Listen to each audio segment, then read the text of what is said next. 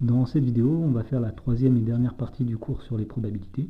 Et dans cette partie, on va apprendre à calculer des probabilités.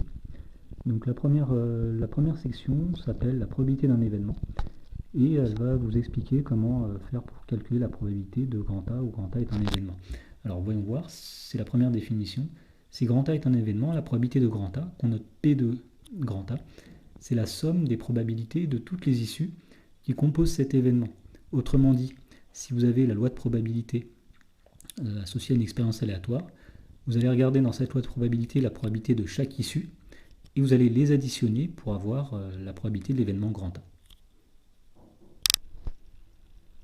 Alors dans l'exemple 3.1, on disait qu'on lance 2 dés tétraédriques. Alors tétraédriques, ça veut dire que ce sont des dés à 4 faces qui sont numérotés de 1 à 4. On effectue la somme des valeurs obtenues. Dans la première question, on demande à l'aide d'un tableau de déterminer toutes les issues possibles, puis de déterminer la loi de probabilité de cette expérience. Alors, pour trouver toutes les issues possibles, on va faire un tableau à double entrée. Dans la première colonne, on va mettre le résultat possible du premier dé, c'est-à-dire 1, 2, 3 ou 4. Dans la deuxième colonne, on met les résultats possibles du deuxième dé, 1, 2, 3 ou 4.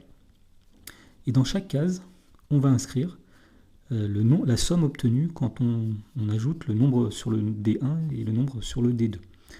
Par exemple, ici, si je fais un 1 avec le D1 et un 1 avec le D2, la somme, c'est 2. Donc 1 plus 2, 3, 1 plus 3, 4, 1 plus 4, 5. Donc deuxième ligne, si je fais un 2 avec le D1 et un 1 avec le D2, ça me donne 3, 4, 5 et 6. Et donc de la même façon, donc 3 plus 1, 4, 3 plus 2, 5, 6, 7, 4 plus 1, 5, 4 plus 2, 6, 7 et 8. Donc toutes les issues possibles, vous voyez, ce sont tous les nombres qu'on a inscrits à l'intérieur du tableau. Donc ce sont tous les nombres 2, 3, 4, 5, 6, 7 et 8. Donc pour faire la loi de probabilité, eh bien, nous allons inscrire toutes ces issues possibles dans la première ligne, donc 2, 3, 4, 5, 6, 7 et 8. Il s'agit maintenant de donner la probabilité de chacune de ces issues. Alors, pour faire ça, on remarque que dans le tableau, il y a 1, 2, 3, 4, 5, 6, 7, 8, 9, 10, 11, 12, 13, 14, 15, 16 cases au total. Par exemple, la probabilité de faire 2, eh bien, vous allez avoir, donc, vous avez une fois le nombre 2 dans le tableau, sur 16 cases au total, donc ça fait 1 sur 16. La deuxième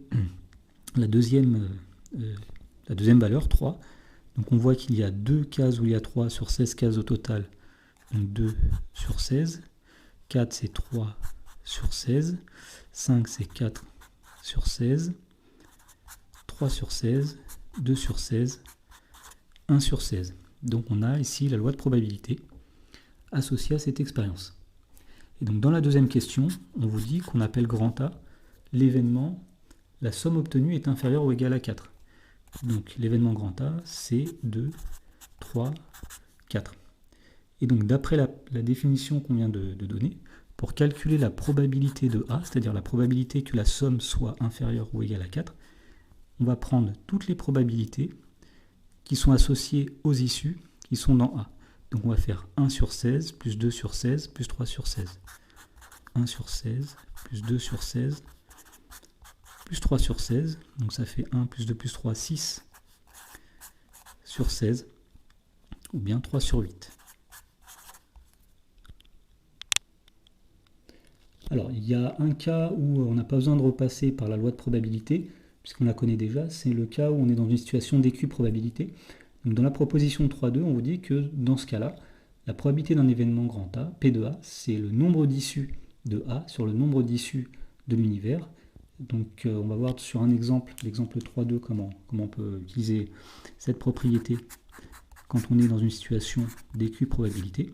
Donc on vous dit qu'on lance un dé, on note grand A, l'événement obtenir un multiple de 3. Donc je vous rappelle que grand A, c'est l'ensemble 3, 6.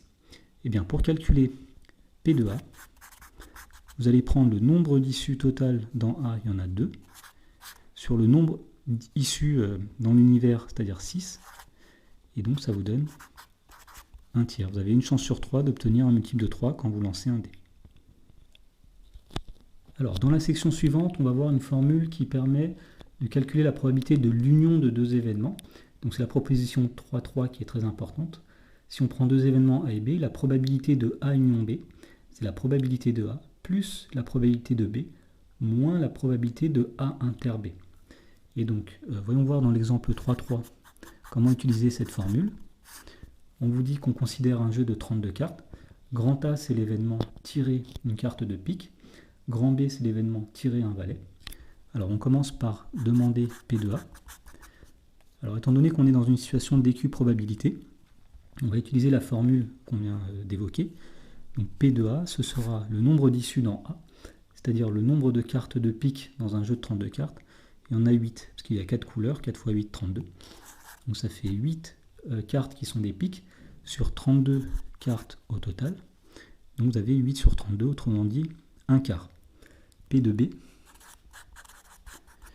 eh bien, c'est la probabilité de l'événement tirer un valet. Donc pareil, comme on est dans une situation d'équiprobabilité, on va simplement faire le nombre d'issues dans B. Donc il y a 4 valets dans le jeu, sur le nombre d'issues total, donc il y a 32 cartes possibles. Donc P de B, c'est 4 sur 32. Et enfin, P de A inter B. Alors, pour le calculer, il faut comprendre ce que c'est que l'événement A inter B. A inter B, c'est la carte tirée est un pique et c'est un valet. Alors, il n'y a qu'une seule issue possible, c'est le valet de pique. Donc, pour calculer P de A inter B, on dit que c'est 1 sur 32. Et donc, à partir de tout ça, on en déduit que la probabilité de tirer une carte de pique ou bien un valet, autrement dit P de A union B, eh bien, c'est P de A plus P de B moins P de A inter B. Donc il suffit de remplacer maintenant, donc c'est 8 sur 32 plus 4 sur 32 moins 1 sur 32, donc ça fait finalement 11 sur 32. Dans la section suivante, on va voir une autre formule qui permet de calculer cette fois la probabilité de l'événement contraire. Alors la proposition 3,4 dit que si on a un événement grand A, la probabilité de A bar, c'est-à-dire la probabilité de l'événement contraire, c'est 1 moins P de A. Et donc voyons voir sur l'exemple 3.4 comment on applique cette formule. Donc on dit dans cet exemple que dans un jeu de 32 cartes, grand A c'est l'événement tirer un trèfle. A bar, donc c'est l'événement ne pas tirer un trèfle, autrement dit tirer un pique, un cœur ou un carreau. Alors premièrement P de A, donc la probabilité de tirer un trèfle, eh bien on va compter tous les trèfles. Il y en a 8 dans un jeu de 32 cartes, sur 32 cartes au total. Et donc pour trouver P de A bar, c'est-à-dire la probabilité de ne pas tirer un trèfle, on va dire que c'est 1 moins la probabilité de A. Autrement dit, c'est 1 moins 8 sur 32. Autrement dit, on va mettre au même dénominateur, donc c'est 32 sur 32 moins 8 sur 32. Et donc la probabilité de ne pas tirer un trèfle, c'est 24 sur 32. Pour finir donc, ce cours sur les probabilités, on va avoir un exemple d'utilisation d'un arbre pour calculer des probabilités. Donc, dans l'exemple 3.5, on lance 3 fois de suite une pièce de monnaie équilibrée. Alors équilibrée, ça veut dire qu'on est dans une situation d'équiprobabilité. On note grand P l'événement obtenir pile et grand F l'événement obtenir face. Première question, on demande de représenter cette expérience à l'aide d'un arbre, puis d'écrire l'univers de cette expérience. Alors, on va faire un arbre. Donc le premier lancé, on va dire que soit on obtient pile, soit on obtient face. Et puis à partir du premier lancé, donc il y aura un deuxième lancé. Donc si on avait pile, eh bien on peut faire encore pile, ou bien face. Et puis si on avait face, on peut faire pile ou face. Et pour finir, on fait un troisième lancé. Donc si on avait pile au deuxième, on peut faire pile au troisième, ou bien face au troisième, etc. etc. Donc ici pile, face, pile et face. Alors on voit qu'il y a 8 chemins en total, ce qui va nous donner 8 issues dans l'univers. Donc la première issue possible, c'est quand on fait pile au premier, pile au deuxième, pile au troisième. Donc ici on va écrire que oméga c'est première issue pile, pile, pile. Deuxième issue pile, pile, face, etc. etc. Donc pile, face, pile. Pile, face, face.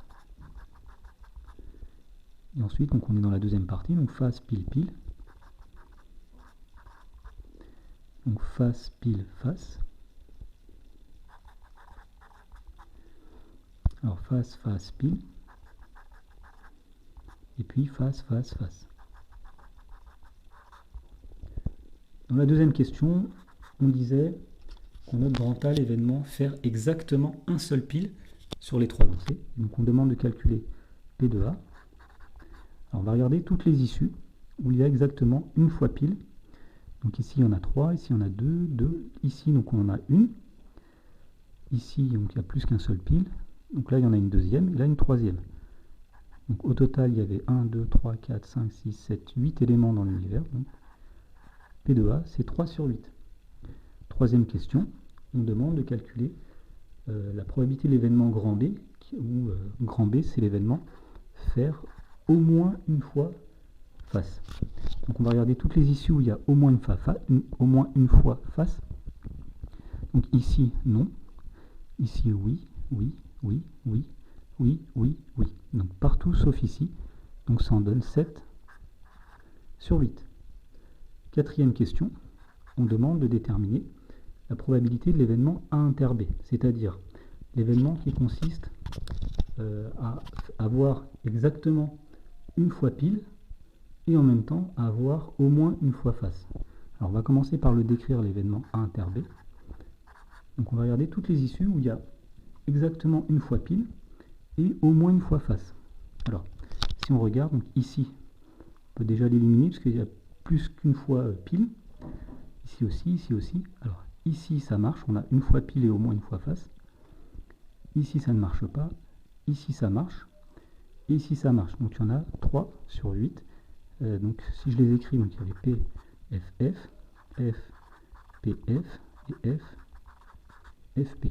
Donc P de A inter B, c'est 3 sur 8.